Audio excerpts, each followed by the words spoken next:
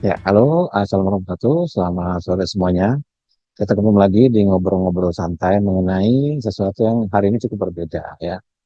Jadi hari ini kita akan kolaborasi event dengan salah satu kita sebut saja legend ya, di Indonesia yang merupakan praktisi kesehatan yang berkecimpung di dalam dunia Q&A. Jadi GRME ini uh, bukan alat medis ya, tetapi secara fungsi cukup populer dan banyak dipakai di klinik-klinik, dipakai di sinse-sinse gitu ya. Bahkan kalau Bapak Ibu ada di komunitasnya Pak Jarot, itu beliau ini sangat sangat rajin sekali roadshow gitu kan, di mana-mana, di Jakarta, di kota-kota pokoknya di seluruh Indonesia lah. Dengan menggunakan QRME untuk mengukur banyak aspek-aspek kesehatan di badan manusia, ya kan? Kemudian memberikan solusi-solusi berdasarkan masalah apa yang timbul daripadanya. Nah, pertanyaannya, kenapa seperti itu? Nah, sekarang saya ingin, harusnya hari ini Pak Michael hadir, tapi beliau kebetulan berhalangan, tapi menitipkan videonya. Jadi beliau menitipkan video untuk diputar. Ya, nggak apa-apa. Yang penting ada suaranya dari Pak Michael. Seperti itu. Kita akan dengarkan dulu video pengantar dari Pak Michael mengenai kirim. Halo Bapak Ibu sekalian, salam sehat. Saya Michael Sunggiardi. Pertama-tama saya mengucapkan terima kasih kepada Mas Gunggung yang sudah mengundang saya untuk bisa berkolaborasi dengan OMG, dengan pernafasan kesehatan. Dan dalam kesempatan ini saya mau memperkenalkan satu alat yang sangat cocok untuk dapat dipakai di rumah saja dalam kaitannya untuk kita periksa organ tubuh.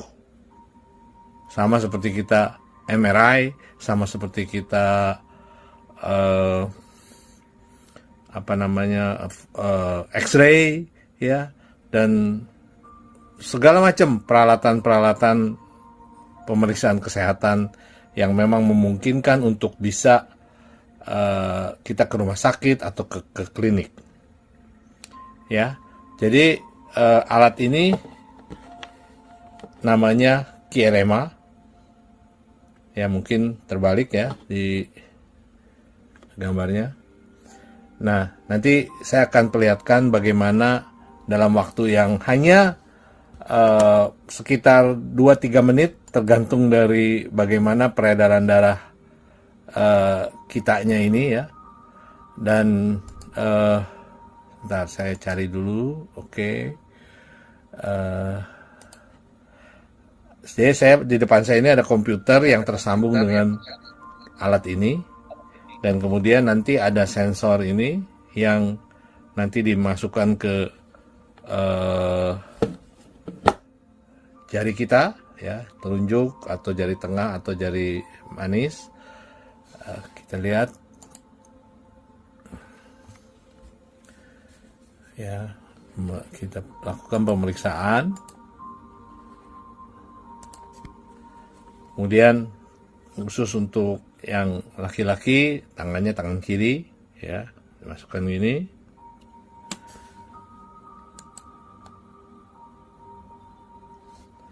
Ntar kita keluarkan. Jadi itu ada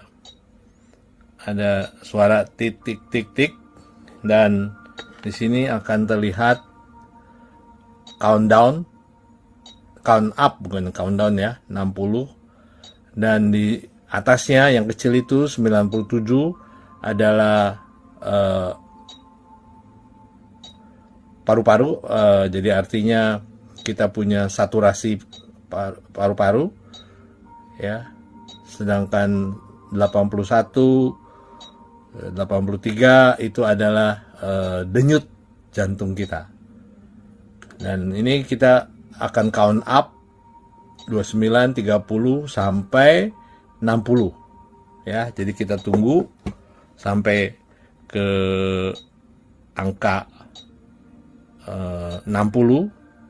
nanti kita akan bisa melihat hasilnya ya dengan jelas sekali, dengan kesimpulan-kesimpulan yang jelas yang nantinya akan coba saya jelaskan di dalam kesempatan yang sangat baik tersebut bersama Mas Gunggung, bersama OMG. Terima kasih atas perhatiannya. Terima kasih Mas Gunggung, Mbak Intan, dan semua peserta dari WA Group OMG. Sampai jumpa nanti dalam kesempatan yang berbeda. Salam sehat tanpa obat.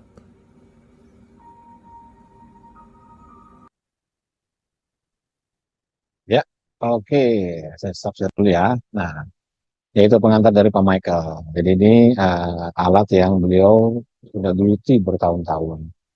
Bertahun beliau juga salah satu penyintas CA juga kalau nggak salah ya, yang pernah survive sehingga beliau menggunakan alat itu untuk melakukan screening. Ini bukan alat untuk meningkatkan kesehatan. Jadi QRM itu bukan alat untuk meningkatkan kesehatan. Dia untuk mengukur saja. Untuk mengukur berbagai macam variabel-variabel yang diperlukan, yang dilihat. Karena report itu banyak sekali. Nah, kebetulan waktu ngobrol sama saya, memang topiknya kan luas sekali dalam QRM-nya ada 100 lembar. Kurang lebih ada 100, minimal ada 100 halaman reportnya, dari ujung rambut sampai ujung kaki, dari kulit paling luar sampai DNA paling dalam. Ini luar biasa kan. Kalau misalnya harus ke uji laboratorium mungkin mahal sekali ya. Tapi saya ingin ngasih sudut pandang begini, bahwa di dalam dunia medis memang uji laboratorium atau semua yang menggunakan alat laboratorium itu adalah yang paling bisa dianggap sebagai sesuatu yang sohih lah, sohih itu yang valid lah. Tetapi kita juga bisa menggunakan alternatif lain apabila memang uji-uji laboratorium itu tidak tersedia. Sebagai contoh, kita akan bahas pada hari ini mengenai antioksidan. Saya akan share uh, PowerPoint ini dia. Saya pakai share screen aja lah, biar gampang ya. Oke, share PowerPoint di sini. Ini dia. Ya. Jadi topik kita kali ini berhubungan dengan antioksidan. Kenapa? Karena antioksidan itu adalah sederhananya lawan dari radikal bebas. Dan di era sekarang, radikal bebas itu nyaris dapat terjadi kapan saja, di mana saja. Stres sedikit, bisa radikal bebas. Anda kena ultraviolet dalam jumlah tinggi, misalnya tidak terkontrol, radikal bebas. Kena apa namanya debu di jalanan gitu kan, karena naik motor nggak pakai masker misalnya, radikal bebas. Anda kerja di tempat yang banyak rokok, kena asap rokok begitu kan, radikal bebas. Terpapar oleh radiasi, radikal bebas. Terlalu sering gitu kan terpapar radiasi, radikal bebas. Dan makan makanan jorok, gula darah tinggi, radikal bebas. Jadi banyak banget sih.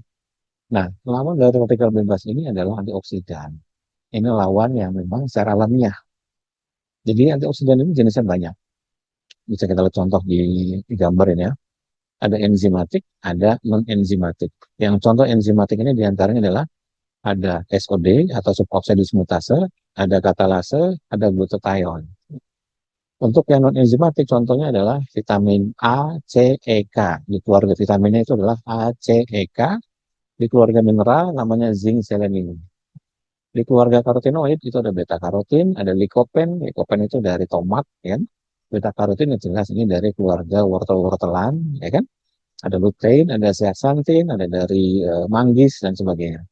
Ada organosulfur compound, allium, alisin, itu juga bisa dari bawang putih. Dan ini banyak kali kalau dijabarkan. Nah, yang ini saya tekankan begini. Ketika misalnya kita ingin melakukan perubahan kesehatan obat, lalu kemudian kita berusaha untuk meningkatkan kadar antioksidan supaya radikal bebasnya itu berkurang jumlahnya atau bahkan hilang, maka kita harus memperhatikan segala intervensi yang berhubungan dengan peningkatan enzimatik antioksidan atau non-enzimatik antioksidan. Jadi peningkatan yang berhubungan dengan vitamin A, C, E, K, zinc, selenium paling tidak itu ya. Berarti artinya seseorang harus makan makanan, jika memang sudah dipandangnya dari makanan, untuk meningkatkan asupan-asupan yang berhubungan dengan vitamin A, C, E, K, zinc, selenium. Kemudian seseorang juga harus melakukan intervensi jika dia memilih makanan atau pola makan, maka dia harus memilih makanan yang meningkatkan glutathione, meningkatkan katalase, meningkatkan SOD, meningkatkan beta karotin, ya kan? Meningkatkan likopen dan sebagainya. Nah, sekarang pertanyaannya, ketika kita sudah melakukan intervensi itu semua, anggaplah Bapak Ibu mencarinya dari makanan dan minuman atau sumber-sumber yang organik, katakanlah begitu. Pertanyaan berikutnya adalah bagaimana cara mengukurnya? Ya kan, cara mengukurnya bahwa antioksidan di badan kita ini benar sudah naik atau tidak, kan begitu? Kan kita udah makan nih, katakanlah makan vitamin A, berarti kalau dari sumber normal, katakanlah keluarga wortel-wortelan, katakanlah begitu ya. Jadi setiap hari kerau-keraukin wortel satu. Pagi-pagi bangun tidur, sarapannya wortel dikerau-kerau. Nanti siang ngemil sebelum makan besar, wortel dikerau-kerau lagi dimakan. Nanti sebelum tidur, wortel lagi dikerau-kerau satu. Jadi sehari makan 3 wortel. Nah, dalam periode tertentu, kita harus ukur, naik atau tidak, kan begitu kan? Nah, pengukuran-pengukuran seperti ini memang di laboratorium itu ada, di lab itu ada. Tetapi ya akan sangat mahal karena ini bukan jenis pengukuran yang umum.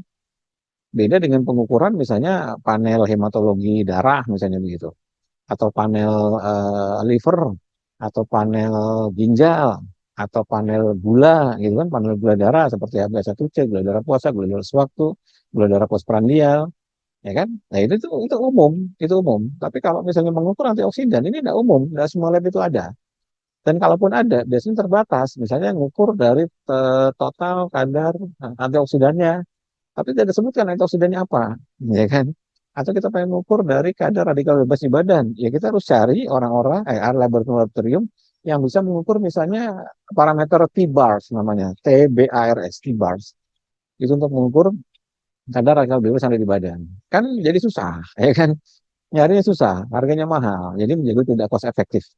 Nah, maka di sini menurut saya pribadi, sekali lagi ini menurut pandangan saya pribadi, KRME bisa masuk di wilayah ini. Karena dalam KRME kita bisa mengukur vitamin A, vitamin C, vitamin E, vitamin K, zinc, selenium, kemudian likopen, kemudian glutathione. Paling tidak ada 9 sampai 12 lah, sampai ke uric acid, sampai ke bilirubin, itu sampai ke situ. Nah, sampai ke tahap itu. Jadi artinya pada wilayah ini, menurut saya pribadi, KRME bisa masuk, bisa mengisi celah, ya kan? Ya entah kalau ke depannya laboratorium sudah membuat harga pengukuran antioksidan baik enzimatik maupun non enzimatik itu jadi lebih murah. Tapi saat ini faktanya adalah memang belum banyak dan belum murah. Maka solusi pengukuran antioksidan berbasis kirim ini menurut saya cukup menarik untuk dipertimbangkan dengan harga alat yang saya ingat saya dari Pak Michael itu 2,5 juta harga alat pengukurannya, harga alat QRME-nya. Ini yang resmi, yang dari jalurnya Pak eh, ini apa namanya Pak Michael Sunggiardi. Dan beliau juga penulis buku. Saya baca bukunya, saya dikasih waktu itu bukunya. Begitu rilis pertama kali bukunya, beliau kirimkan ke saya. Ya buat saya ini menarik sekali. Saya baca satu persatu halaman demi halaman karena saya orang suka baca. Oh oke, berarti ini. Oh berarti saya ada gambaran. Kemudian ketemu titik tengahnya. Ketemu titik tengahnya ini sebagai screening awal. Ya kan, nah, ini cukup menarik. Sehingga menurut saya ini bisa dijadikan alternatif Bapak Ibu untuk mengukur sendiri di rumah sebagai screening awal sebelum nanti masuk ke aspek medis yang lebih valid. Nah ini menarik. Jadi artinya kalau Bapak Ibu tadi saya bilang ikut di komunitas PHS Pak Jarot yang kemudian mengikuti pengukuran-pengukuran dilakukan oleh Pak Jarot pada sisi KRME, lalu kemudian menerima saran dan nasihat dari Pak Jarot untuk konsumsi ini dan itu, katakanlah begitu ya. Kemudian secara periodik ketemu lagi, diukur lagi ada peningkatan, ya berarti ya itu kan bener kan? Artinya ya cukup bisa dipercaya, katakanlah begitu, ya kan? Maka Bapak Ibu nanti harus percaya dengan apa yang saya jelaskan di sini. Kenapa? Ya karena kalau misalnya dari Pak Jarot aja Bapak Ibu kemudian melihat hasil pengukuran KRME, kemudian diberikan saran, diberikan harus konsumsi ini, diberikan harus latihan seperti ini dan sebagainya, dan diukur lagi dalam periode tertentu terjadi betul ada kenaikan. Atau kalau Bapak Ibunya malas bandel, ya kan, nggak mau nurut, lalu terjadi penurunan, ya berarti alatnya bisa baca. Kan itu logikanya ya. Maka di penjelasan sesi kali ini, berarti Bapak Ibu mesti harus dipikirkan bahwa oh iya ternyata bisa untuk dijadikan sebagai screening awal di rumah. Ya kan? Nanti tinggal belajar cara baca. Ya kita lanjut. Jadi sekali lagi, antioksidan kalau kita melakukan intervensi untuk menaikkan dan menurunkan variabel-variabel ini, parameter-parameter ini, maka pertanyaan berikutnya adalah bagaimana cara mengukurnya. Gunakan QRME sebagai titik tengahnya sebelum masuk pada pengukuran yang lebih valid yang ada di laboratorium apabila labnya tersedia untuk mengukur vitamin A, C, E, K, zinc, selenium, SOD, katalase, glutathione, dan sebagainya. Kalau enggak, QRME bisa dipakai. Nah, sampai sini ya. Ya, ini satu hal. Kemudian kita lihat, kenapa antioksidan jadi penting? Ya, tubuh tuh dapat menghasilkan, saya ambil satu contoh saja, sampai satu contoh, namanya glutathione. Glutathione biasa disingkat GSA. Ini salah satu antioksidan yang penting, yang merupakan antioksidan enzimatik. Tubuh tuh bisa menghasilkan glutathione sendiri. Istimewa tubuh kita tuh, sel kita mampu menghasilkan antioksidan glutathione sendiri. Namun seiring usia, produksi glutathione itu menurun dan dapat terganggu oleh banyak faktor.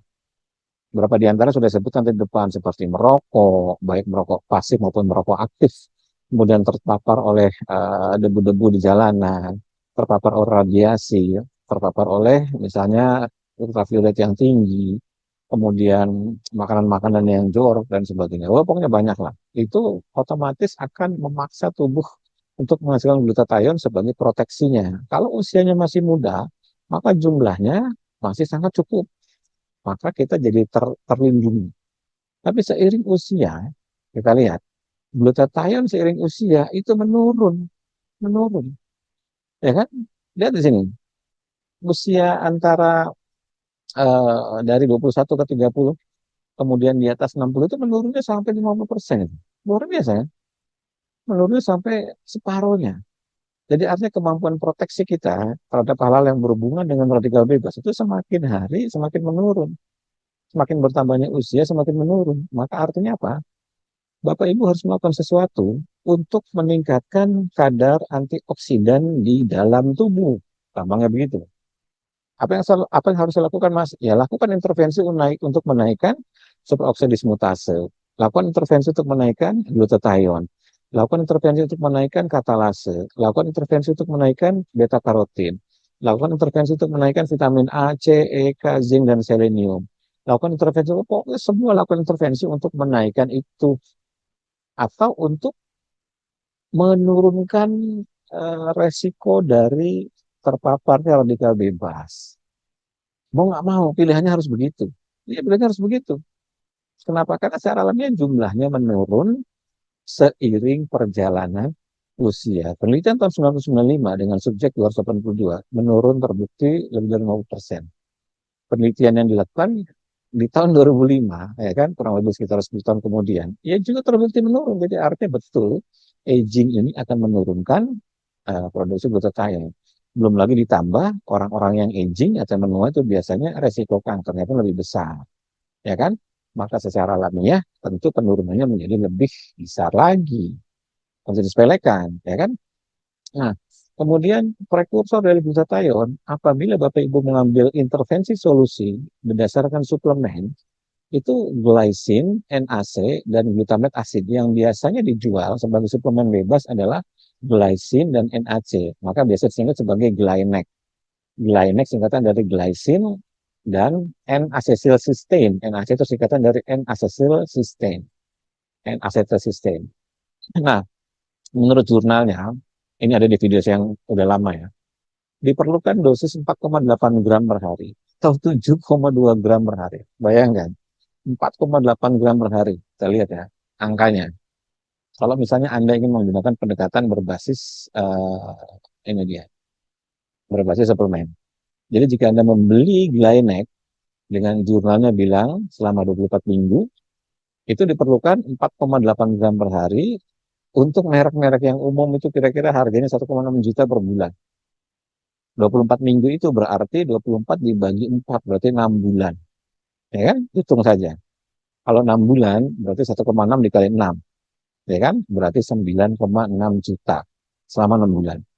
Ya anggaplah 10 juta lah.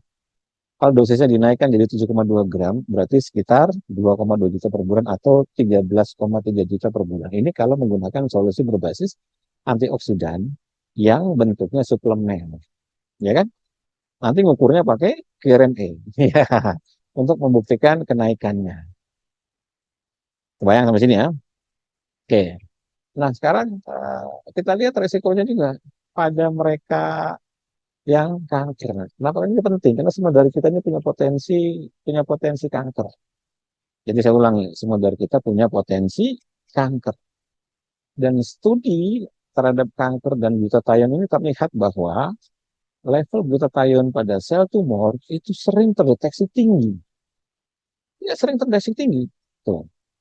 Karena dia tinggi glutathione-nya, maka sel tumor atau sel kanker ini bandelnya luar biasa dan mereka bisa resisten atau tahan atau kuat atau kebal terhadap kemo atau radioterapi. Makanya kalau misalnya ada sebuah kasus di mana orang CA kemudian kemo berkali-kali, puluhan kali, lalu nggak mati-mati itu sel kanker, itu pasti sel kankernya menghasilkan glutathione dalam jumlah yang sangat tinggi untuk memproteksi. Nah, maka solusinya bagaimana? Ya untungnya, ya sel kita dikaruniai kemampuan yang disebut dengan negatif feedback.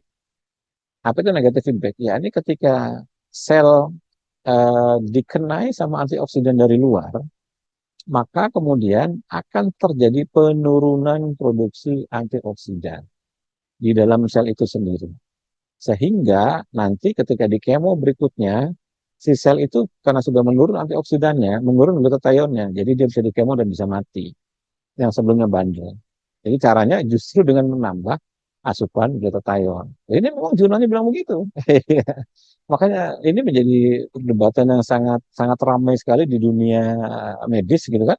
Antara apakah orang-orang CA itu harus ditambahkan glutathione sebagai suplemen tambahan atau justru menghindari glutathione. Nah, kalau melihat dari jurnal ini menurut saya pribadi ya lebih cocok ketika misalnya kita lagi CA, kemudian ada asupan glutathione atau ada intervensi yang meningkatkan produksi glutathione. Itu kenapa? Karena sekali lagi kita melihat sel yang sehat, ya kan? Ketika sel yang sehat dimasuki asupan glutathione dalam bentuk apapun dari sumber apapun, maka akan terjadi peningkatan glutathione antioksidan. Sementara sel yang cancer, ketika misalnya terkena asupan glutathione, karena dia di dalam internal selnya glutathione sudah tinggi kadarnya, maka dia akan turun kadar glutathione saat down sehingga akhirnya jadi bisa untuk dikemo. Seperti itu dasarnya. Jelas sampai sini ya. Nah, sekarang pertanyaannya, bagaimana kalau ada cara yang relatif lebih murah? Apa contohnya? Olah nafas. Maka kita lihat studi olah nafas penghasil antioksidan. Kita antioksidan glutathione dulu. Meningkat sampai 318% hanya dalam waktu kurang dari 1 jam. Luar biasa. Jadi kalau Bapak Ibu nanti latihan teknik apa namanya pembangkit atau pembentuk glutathione, maka naik kadar antioksidan glutathione ini dalam waktu kurang dari 1 jam itu sampai 318%. Kemudian apalagi SOD-nya, surprise dismutasenya, naik kurang dari 1 jam sebanyak 164%. Ya kan? Luar biasa. Jadi ini alternatif. Dan ini yang nanti akan kita perkenalkan pada saat workshop bareng dengan Pak Michael. Jadi Pak Michael nanti gambarannya akan menjelaskan mengenai QRME-nya. Mudah-mudahan harapannya Pak Michael adalah ini memasyarakat, katakanlah begitu. Jadi yang datang nanti dapat diskon lah untuk pembelian alat QRME dari Pak Michael. Nah, kemudian saya nanti OMG akan masuk untuk memberikan tekniknya untuk menaikkan ini. Lalu peserta akan dibimbing di kelas glutathione. Jadi semua yang ikut workshop ini nanti akan masuk di kelas glutathione gratis senilai 1 juta. Kan lumayan. Kalau misalnya kelasnya, kalau workshopnya nggak diikuti, berarti Bapak Ibu nggak ada pemahaman mengenai QRME, nggak ada penjelasan dari Pak Michael gitu kan. Kemudian juga nggak ada penjelasan dari saya secara langsung gitu kan. Kalau di workshop ini kita akan ketemu dan kita akan praktekkan. Nah, kita akan lihat ya. Ya, ini masuk sini. Tadi ini sudah. Ini studi olah napasnya. Nah, kemudian apa lagi? kita lihat studinya dari clinical trial ya, 97 trial, bahwa olah napas ketika dilakukan secara benar, teknik-teknik tertentu ya, khususnya napas ritme, ternyata terjadi peningkatan, lihat ini, vitamin C, vitamin E, SOD itu berarti antioksidan enzimatik. Kalau C sama E-nya itu non enzimatik karena vitamin, kemudian katalase berarti enzimatik, dan penurunan radikal bebas. Lihat. Jadi hanya dengan olah napas, naik tuh vitamin C-nya. Nggak makan jeruk tuh. Iya, nggak konsumsi jeruk. Vitamin C-nya naik. Vitamin E-nya naik. Nggak konsumsi toge tuh. Iya, makanya orang-orang latihan napas itu bisa meningkatkan kesuburan. Karena vitamin E-nya naik. Salah satu manfaat dari vitamin E itu kan meningkatkan kesuburan. Jadi lihat, 3 bulan latihan, gitu kan, terjadi kenaikan SOD. SOD itu superoksida dismutase. Terjadi kenaikan katalase. Terjadi kenaikan vitamin C. Terjadi kenaikan vitamin E. Luar biasa kan? Nah, ini nanti yang akan dijelaskan di workshop. Akan dijelaskan di workshop. Jadi nanti antara apa namanya? Nah, di sini. Saya dan Pak Michael nanti kan berkolaborasi. Pak Michael menjelaskan dari sisi QRME-nya supaya Bapak Ibu ada gambaran apa yang bisa diukur, apa yang bisa dilakukan oleh QRME yang mampu menghasilkan 100 halaman lebih. Yang kalau kita lakukan itu pengukuran itu di laboratorium, saya yakin harganya akan sangat mahal, mungkin puluhan juta ya, atau mungkin bisa ratusan juta karena di dalam QRME itu kita bisa mengukur triptopan, kita bisa mengukur pepsin, kita bisa mengukur protein, enzim sampai ke level DNA lah, luar biasa. Nah, kita sudah eksperimen ya dengan OMG, dengan bentuk-bentuk tertentu, teknik napas tertentu yang memang kita rujuk dari jurnal-jurnal untuk meningkatkan antioksidan. Kita ukur tuh, kita ukur. Antioksidannya ternyata betul meningkat. Jadi bayangkan, di QRM itu kita bisa mengukur asam folat, koenzim Q10, CoQ10 ya, CoQ10, kemudian glutathione, vitamin A, vitamin C, vitamin E, vitamin K, vitamin E, zinc, dan selenium, ada 9 variabel. Jadi 9 variabel antioksidan di QRM ini bisa kita ukur, 9 variabel antioksidan pada QRM ini bisa kita ukur. Jadi hasil latihan dari teknik napas ritme OMG, pembentuk antioksidan, itu jika diukur dengan QRME, itu terbukti naik Bapak Ibu. Ini di bulan Januari. Kita lihat data bulan Juni. Kita eksperimen lagi. Coba eksperimen lagi. Data di bulan Juni. Subjeknya melakukan lagi teknik yang sama. Ya ternyata betul naik. Luar biasa kan. Lalu kita nggak 1 kali, 2 kali. Kita lakukan 3 kali. 3 kali di bulan Agustus. Kita lakukan. Oke, lakukan lagi Mas. Dengan teknik yang sama. Ya naik lagi betulan. Tanpa pakai obat. Jadi saya tanpa obat, ya kan, kemudian untuk meningkatkan glutathione, tidak menggunakan solusi suplemen yang tadi saya sebutkan di awal, 4,8 gram per hari, itu berarti sekitar 1,6 juta, yang kalau 6 bulan, berarti habis sekitar 10 juta, 9,6 juta. Ini hanya dengan teknik saja, dengan pernapasan saja. Diukur pakai QRME, 3 kali pengukuran dari mulai Januari, kemudian Juni, kemudian Agustus, bahkan data yang terbaru ada sampai bulan Februari, Mei, Mei, ya, April, Mei, itu sama, naik semua. Itu tidak pakai bantuan suplemen, luar biasa kan? Makanya ini disebut sebagai potensi untuk kesehatan Pak obat. Nah, apa nanti yang akan diberikan di kelas? Jadi Pak Michael nanti materinya adalah mengenai pengenalan QRME dan prinsip dasar kerjanya. Nanti dijelaskan kenapa alatnya seperti itu, prinsip dasar kerjanya bagaimana. Lalu kemudian OMG punya 2 QRME, Pak Michael mungkin punya 1, atau mungkin akan ada staf beliau akan datang barangkali ya. Nanti akan disediakan QRME dan notebook sharing untuk memberikan setelah latihan, pemeriksaan.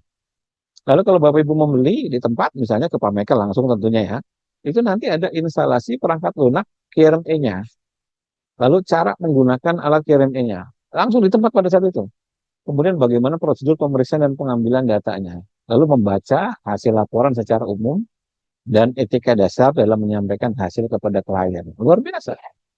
Ya kan? Ini menurut saya ya layak lah. Layak. Bagus lah. Untuk dijadikan bahan pertimbangan. Lalu dari sisi OMG, Ini saya akan pengenalan singkat napas ritme. Ya tentu saya akan melihat pesertanya. Kalau pesertanya misalnya kebanyakan sudah kenal OMG, ya tentu saya akan pendek-pendek saja. Lalu kita akan lihat pengenalan antioksidan dan potensi peningkatan antioksidan melalui napas. Lalu latihan bersama. Ini yang paling penting. Latihan bersama. Dasar-dasar napas ritme. Nanti ada koreksi evaluasi teknik napasnya benar apa enggak, tarik napasnya bagaimana, buang napasnya bagaimana. Baru kemudian akan ada latihan spesifik. Latihan bersama. Jadi peserta nanti mempraktekkan. Makanya ini jumlahnya nanti nggak banyak nih dalam satu kelas. Karena nanti peserta latihan bersama, sebisa mungkin nanti bawa matras. Bawa matras. Nanti ada latihan bersama di lantai gitu kan. Materi napas ritme OMG untuk peningkat antioksidan atau untuk pembentuk antioksidan. Setelah itu, peserta akan diukur PRME-nya before, after, sebelum dan sesudah. Waduh Mas, itu kan latihan cuma sehari. Kalau misalnya saya pengen secara konsisten bagaimana? Nanti kan ada kelasnya. Nanti ada bonus kelasnya, namanya kelas OMG antioksidan. Jadi setelah event ini, nanti peserta yang ikut akan dimasukkan ke dalam kelas OMG antioksidan. Di situ baru diajarkan secara lebih komprehensif dan teratur. Karena Bapak Ibu sudah punya alat QRME-nya di rumah, nanti bisa diukur sendiri di rumah, ya kan? Sama kayak apa namanya dulu ketika saya, kalau masih ingat ya, saya pernah bilang bahwa napas ritme ini, ilmu pernapasan itu abstrak, nggak kelihatan. Maka kita harus belajar mengukur. Bagi orang-orang pengen teliti, ya kan, yang pengen tidak seperti membeli kucing dalam karung, maka Anda harus membeli alat ukur. Alat ukur yang terintegrasi dengan napas ritme adalah alat ukur HRV. Jadi dengan HRV ini kita akan ketemu frekuensinya berapa. Bisa ngelihat suatu napas, suatu teknik pernapasan kita praktikan, frekuensinya berapa. Ketemu power kelistrikannya. Ya kan? Nanti ketemu semua itu dalam HRV itu. Jadi kayak misalnya ritme 33, betul nggak menaikkan parasimpatik? Apa cirinya parasimpatik naik? Frekuensinya berapa? Powernya berapa? Apa cirinya simpatik naik? Frekuensinya berapa? Powernya berapa? Ritme 55, 0,1 Hz di atas kertas. Betul nggak 0,1 Hz? Itu semua lewat HRV itu kebaca semua. Dianalisa lewat software, juga dianalisa pakai laptop juga bisa. Nah, softwarenya Kubias itu semua standar internasional dan semua standar jurnal. Jadi metode napas ritme itu alat ukur HRV-nya standar jurnal, standar internasional. Alat analisis HRV-nya namanya Kubias HRV juga standar internasional, standar jurnal. Jadi nanti kita jadi tahu bahwa oke napas itu ternyata betul menciptakan frekuensi. Tapi kan frekuensi nggak bisa kita lihat, Mas. Ya betul. Ya sama aja kayak misalnya teknisi Telkomsel kan. Ya kan teknik Telkomsel. Karena sekarang kita berseliweran frekuensi. Sekarang kan di saya itu di atas ini ada frekuensi banyak, di atas Bapak Ibu yang nonton juga ada frekuensi banyak. Bagi seorang teknisi Telkomsel, dia harus pakai alat di laptopnya untuk mendeteksi frekuensi dan gelombang itu.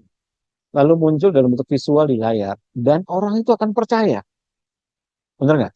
Dan si teknisi akan percaya bahwa frekuensi Telkomsel di sini bagus, frekuensi Telkomsel ini jelek. Dia akan percaya setelah melihat alat-alat itu karena mata telanjangnya tidak bisa melihat frekuensi. Maka harus dibantu pakai alat dan alat ini harus yang standar industri, yang beneran standar jurnal. Maka kemudian dia melakukan mungkin perbaikan pada BTS gitu kan, atau dia melakukan penguatan pada pemancar dan sebagainya. Setelah itu diukur ulang, baru kelihatan oh ini sudah beres nih. Kalau sudah beres ya udah. Kan begitu. Sama kayak tukang listrik. Listrik nggak kelihatan mata telanjang Bapak Ibu, nggak kelihatan ya kan. Tapi ketika ada sebuah kabel kemudian ditempel pakai apa namanya test pen, lalu test pennya itu nyala, maka tukang listrik akan 1000% yakin ini ada listriknya. Walaupun mata dia nggak melihat, tapi dia pakai alat untuk melihat itu, untuk melihat pengukuran dari listrik yang nempel pada apa namanya test pen itu. Ketika nyala test pennya, dia aku yakin kabel ini berlistrik, kabel ini punya listrik. Nah sama juga, ini juga sama antioksidan, nggak kelihatan. Seseorang latihan napas, frekuensinya berapa? Nggak kelihatan. Oh, cuma merem-merem aja. Kan saya bilang berkali-kali. Coba latihan 55, merem. Yang frekuensinya tepat, ya merem. Yang frekuensinya nggak tepat, juga merem. Yang hasilnya bagus, merem. Yang hasilnya juga nggak bagus, ya tetap merem juga. Kan begitu. Maka ketika diukur pakai HRV, ketahuan. Ini frekuensi bener, ini frekuensi nggak bener. Lo ngantuk ya, ini nggak ngantuk, ini ketiduran. Apalagi diukur pakai gelombang otak, gitu kan. Meditasi, bener nggak dia rileks? Apa dia rileks? Gelombangnya alfa, bener nggak? Oh iya betul, kelihatan dari EG itu terukur semua. Jadi teknik-tekniknya terukur. Nah, maka ketika seorang itu belajar sebuah teknik untuk menaikkan antioksidan, pertanyaannya gimana cara mengukurnya? Kan gitu. Maka di kesempatan kali ini saya mengajak Pak Michael karena saya anggap beliau sebagai pakar gitu kan. Karena dulu saya pernah bersama beliau waktu masih IT dulu, waktu masih muda lah masih IT. Nah sekarang ketemu lagi di bidang kesehatan. Nah, memang takdir itu sudah ditentukan sih. Artinya sudah pasti ketemunya di tempat yang seperti itu. Jadi ini sebenarnya kilas balik zaman dulu ketika saya satu satu meja bersama Pak Michael tapi bidangnya IT. Sekarang sama-sama satu meja tapi bidangnya kesehatan. Saluran napas, beliau KRME. Nah, jadi nanti Pak Michael akan mengajarkan, oh ini cara ngukur antioksidannya. Adanya di halaman sekian, di variabel-variabel yang ini. Yang harus dilihat adalah ini. Tuh, jadi sampai ke asam folat, CoQ10, glutathione, Ca, C, E, K, zinc, selenium, ya kan? Ada lagi uric acid, ada lagi bilirubin. Itu misalnya bisa lebih banyak lagi, ya. Tapi kita hanya ambil antara 6 sampai 7 variabel udah cukup lah. Itu loh. Jadi ini materi nanti akan diberikan di event. Nah, jika Bapak Ibu tertarik, silakan di screenshot ini. Ini adalah flyernya, brosurnya. Rabu 25 Juni 2025 ini dia. Ini, jadi silakan nanti di screenshot untuk mendapatkan, jadi brosur ini di screenshot nanti untuk mendapatkan diskon. Diskon. Jadi dari 1,5 nanti menjadi 1,350. Jadi 1,350. Dapat apa nih dari 1,350? Tentu jelas dapat materinya. Dapat kaos eksklusif. Kemudian dapat free kelas OMG antioksidan senilai 1 juta. Dulu ini kelas paling favorit. Bahkan istri Pak Jarod juga ikut. Istri Pak Jarod ikut kelas ini dulu ya waktu pas awal dibikin. Nah kemudian tidak hanya itu, dari screenshotnya ini selain dapat biaya investasi kelas yang turun dari 1,5 menjadi 1,350, juga dapat diskon untuk pembelian alat QRM di tempat nanti. Ini untuk peserta. Ini untuk peserta, Anda dapat diskon pembelian alat QRM di tempat. Diskonnya menarik. Kenapa? Nanti kita berikan pada saat di tempat. Karena waktu saya bilang sama Pak Michael, jangan diumumkan di umum gitu. Karena nanti takutnya ramai. Iya. Jadi ya sudah Pak, nanti kita umumkan saja di lokasi aja. Jadi kalau beli dari Shopee itu kan angkanya 2,5 juta, ya kan? Nanti beli di tempat pada saat itu turun khusus bagi peserta yang ikut workshop ini saja. Kemudian ada lagi diskon khusus pembelian alat red light OMG juga di tempat nanti. Kenapa? Saya pernah bikin videonya eh, clinical trial mengenai red light yang ketika disinari ke kulit di sel ya, itu akan meningkatkan antioksidan SOD atau superoxide dismutase. Jadi antioksidan SOD-nya itu naik. Seru kan? Jadi lewat olah napas, glutathione naik, SOD naik, vitamin A naik, vitamin C naik, asam folat naik, vitamin E naik, vitamin K naik, zinc, selenium naik, gitu kan? Ditambah penyinaran, naik lagi SOD-nya. Jadi ini komplit sekali tuh, paket komplit. Ini semua nggak pakai obat, nggak pakai suplemen. Anda nggak disuruh konsumsi suplemen. Nanti Anda harus belajar teknik. Nah, maka lihat video saya yang lalu.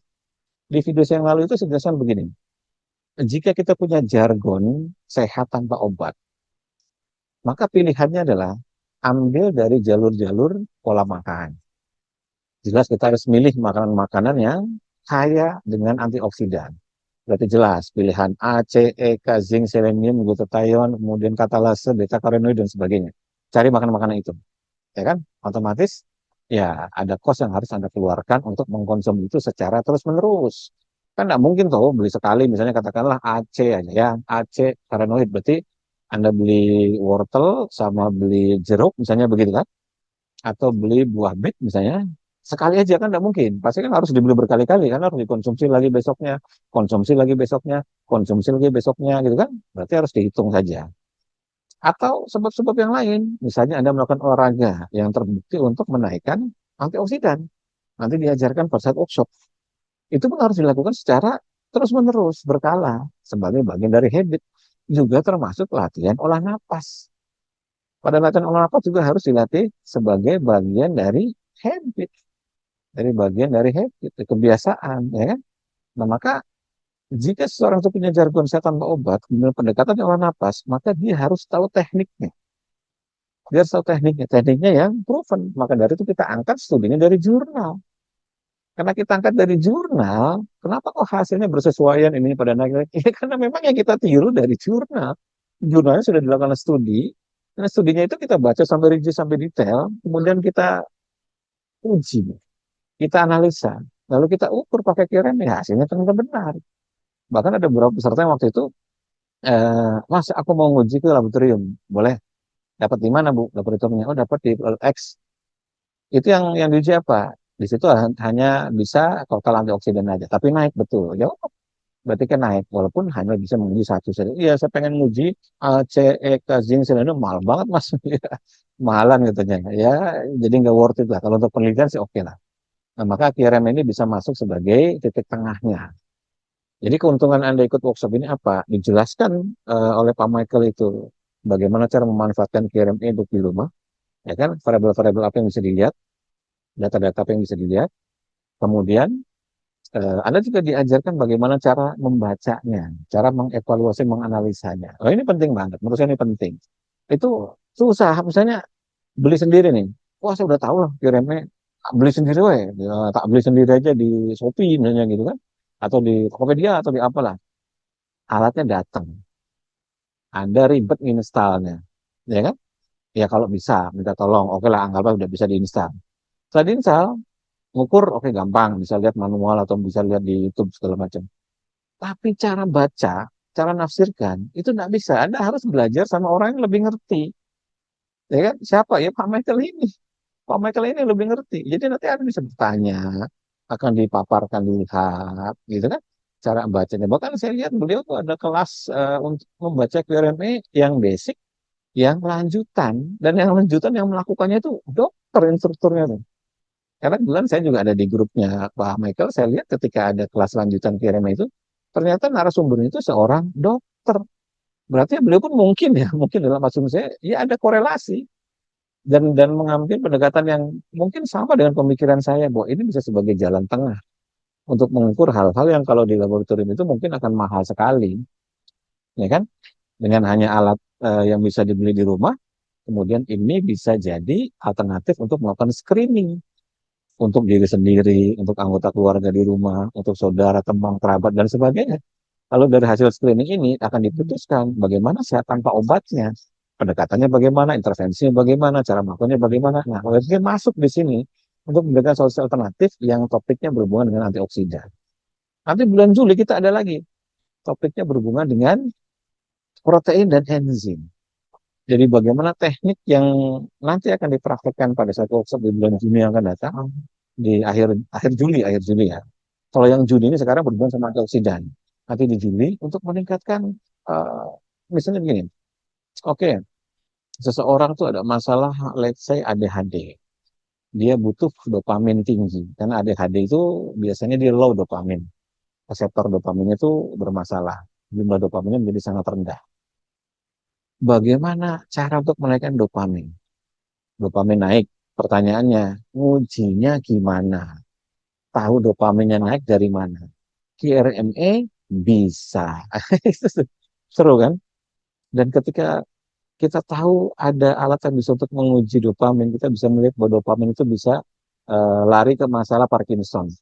Jadi orang-orang Parkinson lihat obat-obatnya. Pasti obat-obatnya berhubungan dengan naikin dopamin.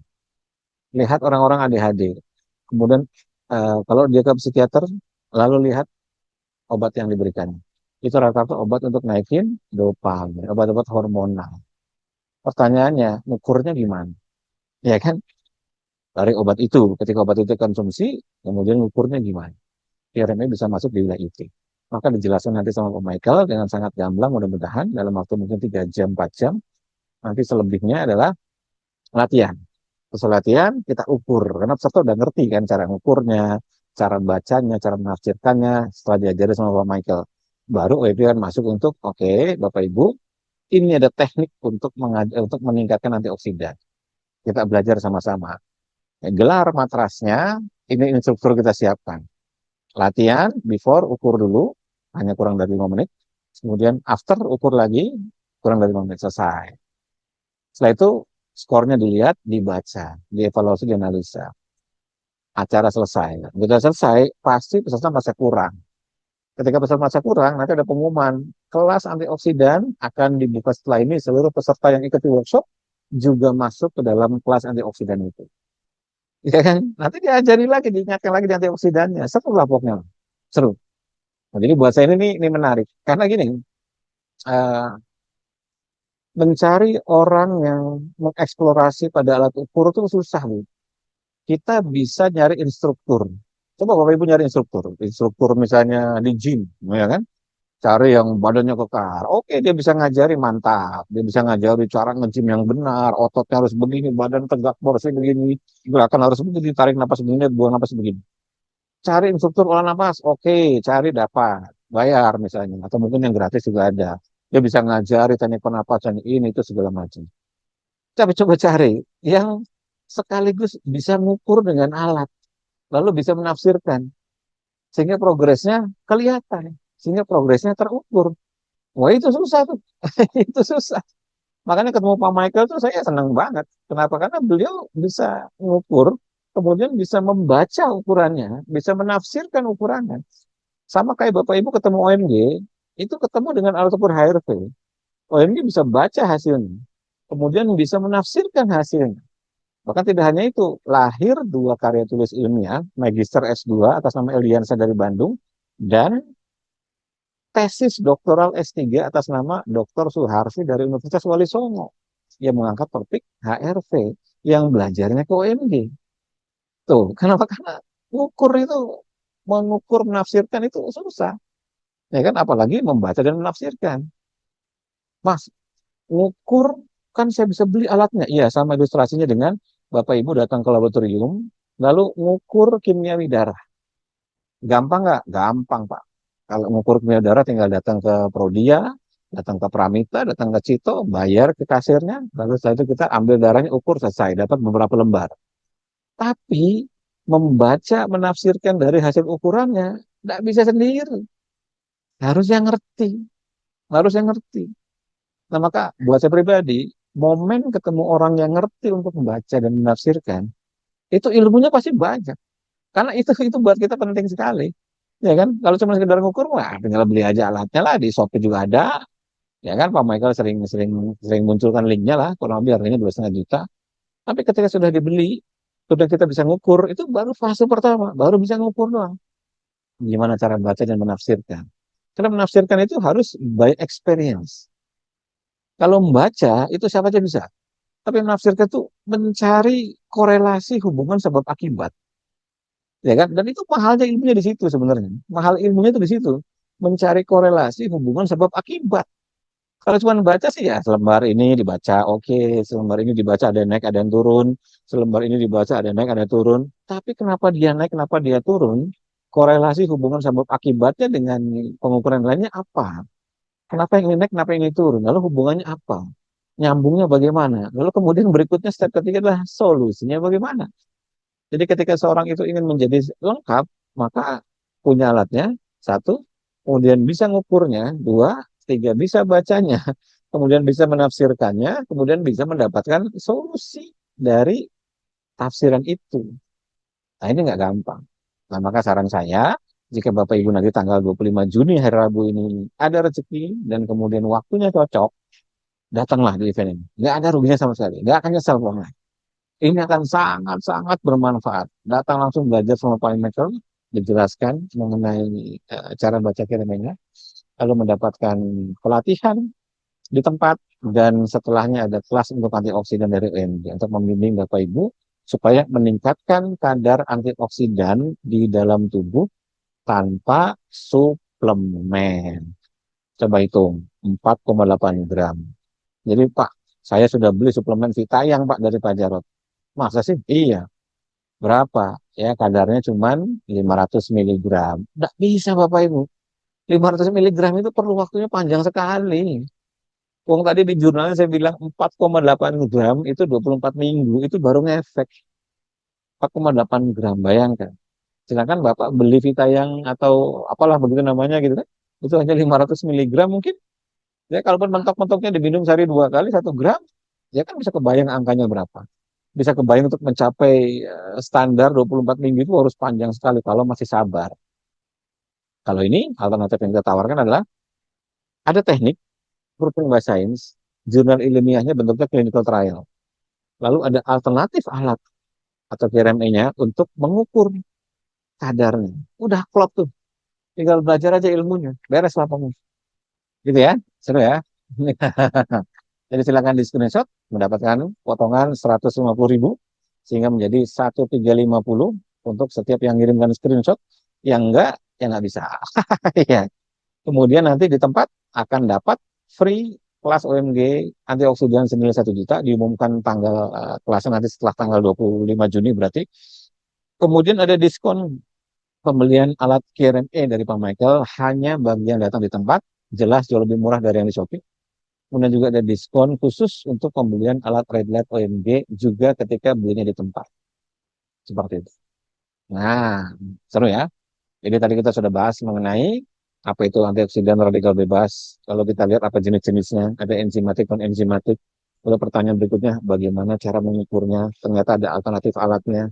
Ketika ada alternatif alatnya, lalu berpikir, kalau gue udah punya alatnya, cara makainya bagaimana? Cara bacanya bagaimana? Cara nafsirkannya bagaimana? Solusinya bagaimana? Berarti cara baca, cara menafsirkan nanti ada di workshop yang diajarkan sama Pak Michael. Solusinya nanti akan diajarkan di workshop yang diajarkan oleh OM. Setelah itu peserta dibimbing di kelas antioksidan selama sekian sesi. Kalau nggak salah 12 sesi kalau nggak salah ya. Nah, pada titik itu pengetahuan Bapak Ibu mengenai antioksidan lengkap, terukur, ngerti cara bacanya, ya kan? Lalu alatnya ada di rumah, bisa diulang kapan saja. Udah, klop sekali. Udah enak sekali. Itu. Jadi ini yang saya sebut sebagai apa namanya cara kita berpikir untuk sehat tanpa obat itu tidak melulu apa namanya sebatas mengetahui teknik.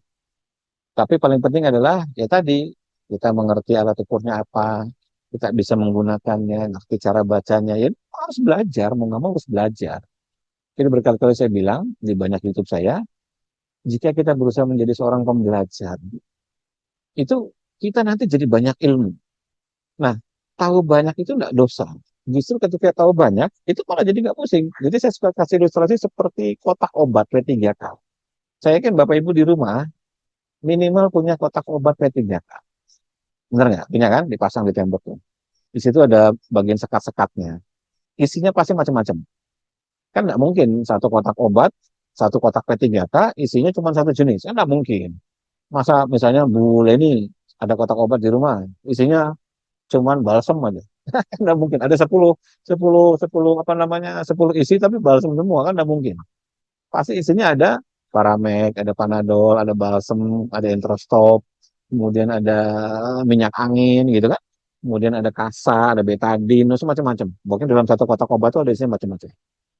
Nah, yang membuat tenang adalah kita memiliki kotak obat yang ada isinya, lalu kita mengerti masing-masing dari obat itu fungsinya apa, ya kan? Sehingga itu yang menjadi dasar ketenangan kita. Yang ada di dalam kotak obat itu tidak mungkin dipakai semuanya. Tidak mungkin dipakai semuanya. Pasti akan dipakai pada situasi-situasi tertentu. Jadi ketika ada anggota keluarganya yang lagi diare, tidak mungkin dikasihnya obat balsem. Yang dikasih pasti entrostol. Ya, gampang itu logikanya. Kalau ada yang gigit serangga, nggak mungkin dikasih panadol. Ya dikasihnya balsem. Gitu kan? Sesuai dengan peruntukannya. Sama Bapak Ibu, ada kotak obat P3K, namanya teknik pernapasan. Di dalamnya ada ritme 22, ada ritme 33, ritme 2,5, ada ritme 284, ada ritme 55, ada ritme 10-10, ada ritme kelistrikan jantung, ada ritme inflamasi, ada ritme mood booster, ada ritme power booster, macam-macam. Ada banyak sekali itu. Yang membuat kita tenang adalah kita ngerti masing-masing dari itu fungsinya buat apa dan digunakannya untuk apa. Sehingga pada satu sisi, ketika ada masalah, kita ngerti harus ngambil obat yang mana dengan tepat. Nah, berarti harus belajar untuk mengerti. Nggak bisa kalau misalnya, pokoknya saya setiap hari pengennya balsem aja lah. Semua penyakit tak obati pakai balsem, Mas. Ada orang anggota keluarga saya sakit tak balsemin. Ada anggota keluarga saya mulus, tak balsemin. Ada anggota keluarga kena wasir, tak balsemin wasirnya. Ada anggota keluarga kena sariawan, tak balsemin sariawan. Oh, semua tak balsemin semuanya. Karena dianggapnya itu sama. Itu nggak sama, Bapak Ibu, nggak sama. Nggak sama. Jadi olah napas di napas itu tuh begitu. Jadi belajarnya parsial, dikit-dikit dulu, kumpulin dulu pengetahuan yang banyak. Ada rezeki belajar, ada rezeki, ada workshopnya ikut, pas waktunya ikut. Ada rezeki ikut, terus saja begitu pembelajaran yang tanpa akhir. Tapi suatu hari nanti ketika masalah datang, ketika penyakit datang, kotak obat kita tuh lengkap sekali. Maka Bapak Ibu akan ngerti harus ngambil yang mana. Dan itu pasti benar, pasti benar. Karena pengetahuannya sudah banyak, ya kan? Pasti benar. Nggak mungkin ragu-ragu, nggak mungkin bingung, nggak mungkin takut. Nah itu, jadi sekali lagi, tanggal 25 Juni, hari Rabu, silakan bagi yang tertarik kontak Insan di screenshot yang tadi ya, screenshot yang tadi untuk mendapatkan diskon. Diskon tambahannya untuk pembelian alat PRME yang jauh lebih murah dibandingkan di online shop manapun, hanya di tempat, itu silakan nanti kontak Insan juga. Nah seperti itu, jadi mudah-mudahan 1 jam sore hari ini bermanfaat. Kita sudah angkat pembahasan mengenai QRME, angkat pembahasan mengenai antioksidan, jenis-jenisnya, logika-logika yang dibangun, ilustrasinya, perbandingan dengan suplemen, perbandingan dengan alat, dan sebagainya. Mudah-mudahan ada gambaran bagaimana saya tanpa obat itu secara rasional, bukan saya tanpa obat yang membabi buta. Oh, semua perlu modal, ya. Semua kita ya harus diusahakan, diupayakan sesuai kemampuan. Kayak saya kasih contoh, beberapa kali saya sering bikin video yang lalu. Saya tuh bukan orang medis waktu itu. Saya bukan orang medis. Saya tuh programmer aslinya. Maka saya bisa ketemu Pak Michael tuh karena saya dulu dari sisi software, programmer Pak Michael itu dari sisi hardware-nya, alat-alatnya. Saya tuh nggak kebayang akan sekarang berada di bidang kesehatan, nggak kebayang sama sekali. Gambaran saya pengen bikin jadi programmer yang handal gitu. Ya kan? Lalu ketika kemudian saya masuk pada bidang kesehatan, saya berinvestasi. Jadi dari sebagian gaji saya pada saat itu, saya belikan buku-buku. Lalu saya belikan jurnal-jurnal berbayar. Ya kalau secara teknis, buat apa gunanya gitu kan? Hanya sebatas mengisi pengetahuan di otak saya aja. Hanya sebatas mengisi pengetahuan ilmu-ilmu di kepala saya kan. Saya beli buku-buku. Jadi kalau melihat YouTube-YouTube saya ketika di kantor itu kan belakang-belakang saya kan backgroundnya itu kan ada buku-buku beneran. Bukan buku bohongan, itu buku beneran. Wah, teknik Wim Hof. Saya beli buku aslinya Wim Hof. Bukunya asli, penerbitnya dari sana. Harganya sekitar 600-700 ribuan. Ya mungkin sekarang udah 800 ribuan. Bukunya tebel. Kalau misalnya saya pengen mengetahui tentang Buteyko, saya beli bukunya Patrick McKeown. Namanya Breathing Cure. Itu harganya 700-800 ribuan. Tebel bukunya. Dua buku itu saja, Wim Hof satu, sama Buteyko satu, yang dikarang oleh Patrick McKeown, itu udah 1,5 juta lebih. Jadi saya nabung dulu untuk dapetin dua buku itu. Ketika bukunya dapat, udah saya beli, apakah pengetahuan di dalam buku itu kemudian tiba-tiba nempel di otak saya? Saya harus luangkan waktu untuk membaca. Saya harus analisa. Saya harus uji coba. Saya harus ukur apa yang di sini. Saya harus lihat lembar demi lembar. Saya lihat daftar pustakanya. Oke, di lembar ini disebutkan jurnalnya. Oke, saya lihat di ujungnya, di daftar pustaka, oh referensi jurnalnya adanya yang ini saya baca. Ternyata di dalam jurnal itu ada jurnal berbayarnya. Lalu saya beli jurnal berbayar. Jadi nggak kebayang tuh investasi yang dilakukan. Kok mau? Ya karena satu, saya merasa ilmu itu penting. Maka saya fight untuk mendapatkan itu. Saya berdoa sama Tuhan, saya berdoa sama Allah, ya Allah, saya pengen menapaki jalan orang yang menuntut ilmu. Maka mampukan saya. Mampukan saya. Untuk apa? Untuk bisa mendapatkan pengetahuan itu. Lalu untuk mengerti pengetahuan itu. Karena ketika duitnya Bapak Ibu banyak, Bapak Ibu bisa beli buku. Bapak Ibu bisa beli segala macam. Tetapi belum tentu Tuhan kasih pengertian dari buku-buku yang dibelinya itu. Maka doanya itu mendapatkan rezeki, gitu kan? Untuk bisa membeli buku. Lalu doa yang kedua, supaya engkau memberikan saya pemahaman dari buku yang saya beli. Karena saya belinya itu legal. Saya tidak membajak. Saya tidak membeli buku bajakan. Saya tidak nyolong-nyolong audio punya orang. Saya tidak nyolong-nyolong video punya orang. Saya beli secara legal, maka ini halal. Karena halal, maka Tuhan tahu saya melakukan hal yang benar. Saya tinggal mohon yang kedua. Mohon mudah-mudahan engkau mudahkan saya memahami ilmu yang ada di dalam buku ini. Jadi seperti itu. Nah, ini gambaran saja. Jadi buat saya, kalau ada sesuatu yang menurut saya berat secara angka, ya saya niatkan dulu yang kuat dalam hati. Kalau bahasa saya sih, saya bersolawat dulu lah. Saya solawatin dulu, kasarnya begitu. Supaya nanti suatu nanti saya ditakdir itu mendapatkan buku itu, alat itu, ilmu itu, beserta dengan pemahamannya agar nempel. Selalu begitu, selalu begitu. Every single day, ya alhamdulillah hasilnya seperti sekarang ini. Saya jadi mengerti banyak hal, cara ininya membandingkan ini dan itu. Teknik-tekniknya berkembang, lalu kemudian orangnya makin banyak. Ya, di luar perkiraan lah. Seperti itu. Jelas ya? Ya, dan sekali lagi, terima kasih banyak bagi yang hadir pada sore hari ini. Silakan di screenshot. Mudah-mudahan berjodoh. Kita ketemu tanggal 25 Juni, hari Rabu, bersama saya dan Pak Michael di Hotel di Raja. Dari jam 9 sampai jam 5 sore. Full day, pembahasan KRME, latihan. Bapak Ibu nanti kalau yang mau ikut, pakai mask karena kita akan praktek. Setelah itu diukur before after. Setelah itu ikut kelas antioksidan. Seru lah pokoknya. Nanti kedepannya akan ada lagi secara berkala untuk materi-materi yang berbeda dan spesifik. Gitu ya. Sampai ketemu di kesempatan yang akan datang. Assalamualaikum warahmatullahi wabarakatuh. Selamat sore semuanya.